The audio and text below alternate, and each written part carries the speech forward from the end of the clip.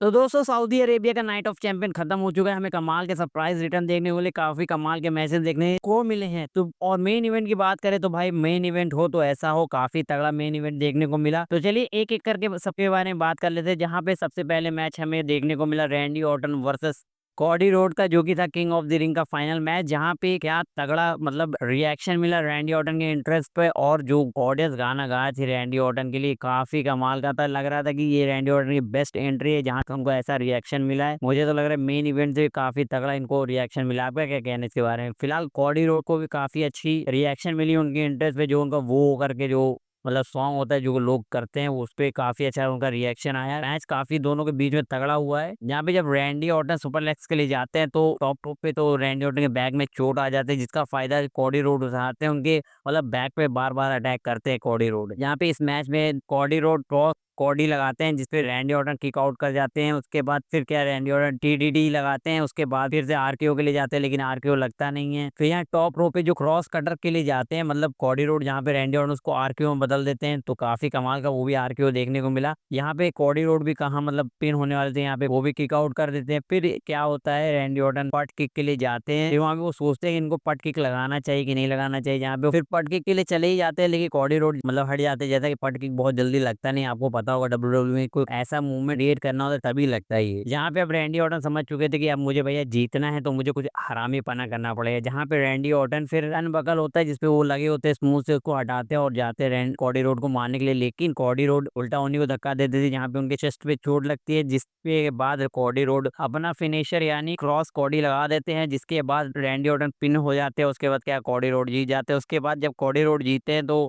यहाँ पे Cardi road Randy Orton की तारीफ करते कहते वो लेजेंड किलर है, उसको हॉल ऑफ फेम में मिलना चाहिए, लेकिन आज मैं जीता हूँ ये सब। जहाँ पे रैंडी ऑर्टन का वहाँ पे रिएक्शन बड़ा गुस्से वाला था। यहाँ पे हो सकता है रैंडी ऑर्टन हिल टर्न कर जाएं, और यहाँ पे हो सकता है आगे चल के हमें कॉडी रोड का भी heel टर्न देखने को मिले। फिलहाल रैंडी ऑर्टन तो खुश नहीं थे अपने इस हार के बाद, जहाँ पे 2024 में बेचारे हार गए थे गुंथर के साथ। अब यहाँ पे कॉडी रोड के साथ भी हार ही गए हैं। फिलहाल ये तो प्रेडिक्टेबल था कि कॉडी रोड ही यहाँ पे जीतेंगे, और वैसा ही हुआ यहाँ पे। अब हमें यहाँ पे स्ट्रीक फाइट देखने को मिलता है रिया रिफ्ली वर्सेस रॉड्रिगस का, जहाँ पे ये मैच काफी तगड़ा था। काफी ज्यादा हाई फाई मूव्स, काफी खतरनाक, जहाँ पे कैंडो स्टिक का इस्तेमाल हुआ, टेबल पे पटका गया भाई। एक से बढ़कर एक मूव हमें देखने को मिला रिया रिफ्ली और इनके बीच में। आपने देखा होगा पहले समय में जब ग्रेट खली को मतलब रोप के ऊपर फंसा दिया जाता था मारने के लिए, वैसे ही कुछ हुआ था आज रिया रिफ्ली के साथ, जहाँ रिया रिफ्ली को फंसाकर रिंग के रोप में रकेल ने काफी कैंडो स्टिक से उनके ऊपर वार किया, लेकिन एक बार ऐसा वार किया कि उनके ही मुंह पे जाकर लग गया। अब यहाँ पे एक कमाल का पावर बम देखने को मिला हमें रॉड्रिगस से की तरफ से, जो कि रिया रिफ्ली के ऊपर लगाया गया था। जहाँ टाइम कीपर का जून होता है, वहां पे हुडीज डब्ल्यूडब्ल्यू की लगाकर मतलब उनको जो पटका गया वहां पे काफी कमाल का था वो।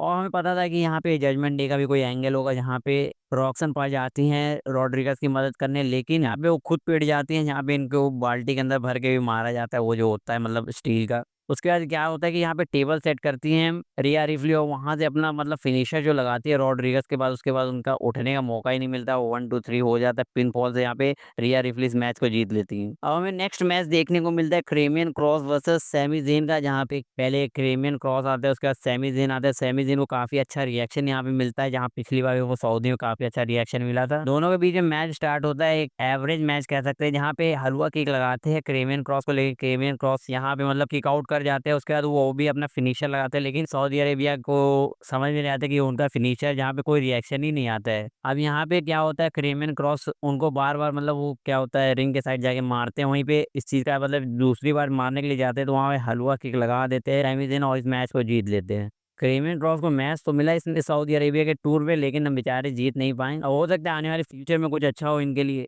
अब यहाँ पे एक तगड़ा मैच हमें देखने को मिला सोलो सिको वर्सेस जेका फाटू का, जो कि एक्सपेक्टेड नहीं था कि इतना तगड़ा मैच होगा। यहाँ पे मैच में पहले सोलो सिकोगो आते हैं, उसके बाद यहाँ पे जेका फाटू आते हैं। यहाँ पे हमेशा की तरह इस बार सोलो सिकोगो का फनी कैरेक्टर हमें देखने को मिला, जहाँ पे वो बोलते हुए मैं तुझे प्यार करता था फाटू, लेकिन तूने धोखा दे दिया, ये वगैरह वगैरह। एक बार क्या होता है कि ओलो सिको सुपर लेग्स लगाते हैं जेका फाटू को, लेकिन जेका फाटू उड़ जाते हैं, और सोलो सिको को लगता है कि मतलब जेका फाटू पीछे पड़े होंगे, तो वो अपने जो रिएक्शन देते फनी था, वो काफी देखने में अच्छा था। लेकिन जो सुपर लेग्स पे जेका फाटू उनको लगाते हैं वो भी कमाल का। इसके बाद क्या होता है कि मतलब जेका फाटू भारी पड़ रहे होते हैं सोलो सिकोवो पर, तो यहाँ पे जेसी मटुआ आते हैं इंटरफेरेंस के लिए, लेकिन कुछ होता नहीं है। उसके बाद हमें क्या देखने को मिलता है कि जेका फाटू पे किसी ने हमला कर दिया और पता चलता है ये टांगा लोआ है जो इनका रिटर्न हो चुका है आफ्टर द सर्वाइवर सीरीज। फिर उनको भी साइड में कर दिया जाता है, लेकिन यहाँ पे क्या होता है कि मून सॉल्ट लगाने के लिए जाते हैं जेका फाटू, जो कि लग भी जाता है। और यहाँ पे काउंटर के लिए जैसे ही जाते हैं, मतलब पिनफॉल के लिए, देखते हैं कि जेका फाटू को किसी ने पीछे खींच लिया। जब पता चलता है कि कौन है तो भाई पता चलता है ये जिनके बारे में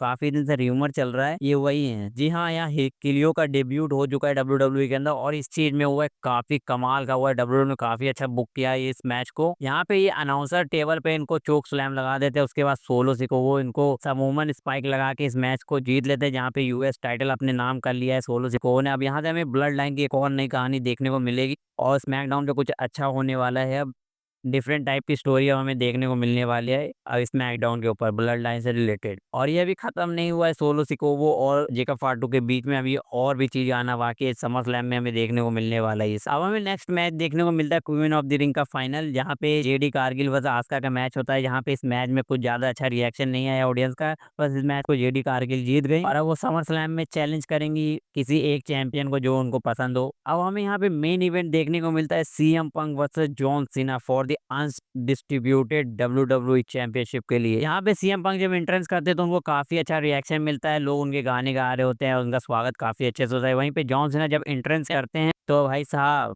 हमेशा की तरह जॉन सीना सबके चैन लगते हैं। लेकिन यहाँ पे एक चीज कमाल की होती है, जो अनाउंसर होता है क्या इंट्रोडक्शन देता है जॉन सीना का किसी हीरो से कम नहीं, काफी अच्छा उनको मतलब इंट्रोड्यूस करता है, जो कि देखने में काफी तगड़ा था। आपको फील आएगा कि किसी हीरो से कम इंट्रोडक्शन नहीं दिया गया जॉन सीना का। हाँ, मैच काफी तगड़ा स्टार्ट होता है, जहाँ पे ऑडियंस का जो काफी फ्लैश लाइट जला के जो सीन होता है जब इन दोनों के बीच में मैच जब स्टार्ट होता है, तो मतलब जो फ्लैश करके वो लोग करते हैं नहीं है मतलब अपने फोन से, काफी तगड़ा था वो भी भाई। क्या हमें नेक्स्ट क्या देखने को मिलता है, जॉन सीना ए लगाते हैं और यहाँ पे सीएम पंक किक आउट कर जाते हैं, फिर जॉन सीना ए लगाते हैं, फिर वो किक आउट कर जाते हैं वहां पे, फिर वो मतलब ऊपर ए लगाने जाते हैं लेकिन उससे बच जाते हैं। फिर उसके बाद क्या होता है कि फिर CM Punk go to sleep पे ले जाते हैं, लेकिन जॉन सीना उसको बदल देते हैं ए में।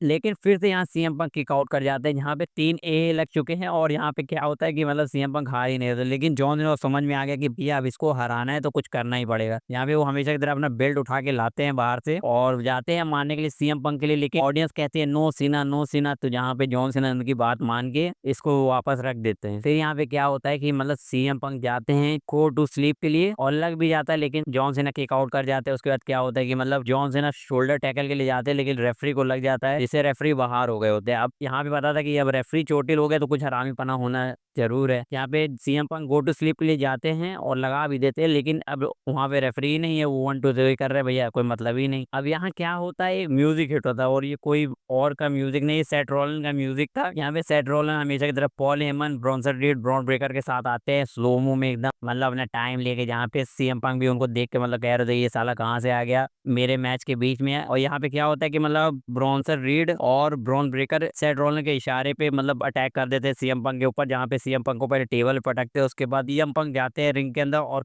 मतलब इशारा करते हैं। तो यहाँ पे क्या देखने को मिलता है कि चार्ल्स रॉबिन्सन जो कि एक मतलब रेफरी हैं, जो आपने देखा होगा काफी समय से WWE में वर्क कर रहे हैं, तो ये दौड़ते हुए आते हैं तो जॉन सीना इनके ऊपर अटैक कर देते हैं, मतलब उनको फेंक ही देते हैं बहुत दूर। यहाँ पे सेट रोलन और जॉन सीना का फेस ऑफ जो देखने को मिलता है, यहाँ पे सेट रोलन कह रहे थे साले तुम मेरा मूवमेंट छीन रहा है, ये मेरा टाइम है और ऐसे ऐसे करके, जहाँ पे फिर सेट रोलन अटैक के लिए जाते हैं, लेकिन जॉन सीना उनको ए लगा देते हैं भैया, उनको साइड कर देते हैं। अब यहाँ पे ब्रॉन्सन रीड और ब्रॉन ब्रेकर हमला कर देते हैं जॉन सीना के ऊपर, जहाँ पे सैमी ज़ेन और पेंटा यहाँ पे आते हैं। मैंने कहा था कि इनका टैग टीम मैच होने वाला और इसमें एले नाइट भी जुड़ने वाले, देखिएगा ये आने वाले समय में होने वाला। उसके बारे में बात करें फिर क्या होता है, पेंटा और सैमी ज़ेन हमला कर देते हैं ब्रॉन ब्रेकर और ब्रॉन्सन रीड पर, जहाँ पे पेंटा कूद के छलांग लगा देते हैं सैमी ज़ेन और ब्रॉन ब्रेकर पे और ये तीनों का मामला यहीं पे खत्म हो जाता है। तो यहाँ पे क्या होता है कि मतलब अब यहाँ पे ब्रॉन्सन रीड सोचते हैं कि अब ये मेरा मौका है, जहाँ पे वो सुनामी लगाने के लिए जा ही रहे होते हैं कि सीएम पंक पीछे से धक्का दे देते हैं ब्रॉन्सन रीड को और यहाँ पे ए लगा देते हैं जॉन सीना। फिर यहाँ पे भाईचारा थोड़ा होता है कि मतलब दोनों को ही हाथ मिलाते हैं सीएम पंक और जॉन सीना, जैसा कि जॉन सीना फिर हरामी बना हमेशा करते हैं, जैसे कि कोडी रोडी के साथ किए। तो यहाँ लोग ले जाते हैं, लेकिन सीएम पंक भी चालाक हैं, पकड़ लेते हैं इनको फिर मारते हैं, गो टू स्लीप ले जाते हैं, लेकिन सेट रोलन